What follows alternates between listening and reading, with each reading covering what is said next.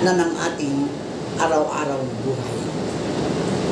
Gayunpaman, mahalagang pagnilayan kung ang ating mga koneksyon ay tunay na makabuluhan at nagbibigay ng halaga sa ating pagkatao.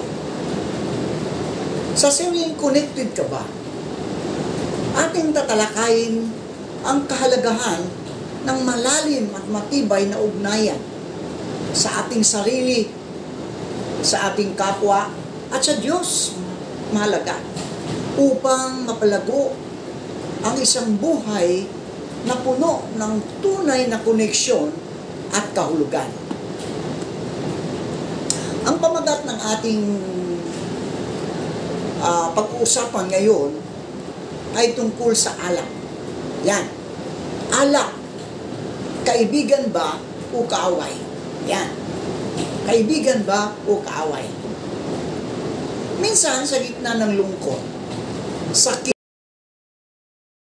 wala ang linaw. Sa bawat tagay, lumalalim ang sugat na akala mo'y ginagamot. Ang paglalasi ay parang apoy, mainit sa simula. Pero kapag napabayaan, kaya kang lamunin ito. Hindi masamang uminom ng may kontrol. Pero kapag ito na ang naging sandalan, imbis na ang Diyos, doon tayo nagkakaproblema. Ang alak ay hindi pananggalang sa sakit, mga kaibigan. Hindi pananggalang. Hindi rin ito solusyon sa mga problema. Wala sa buti ang tunay na lakas.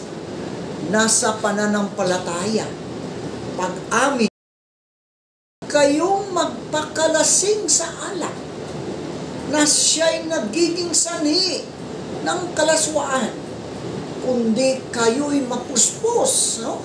Mapuspos ng Espiritu.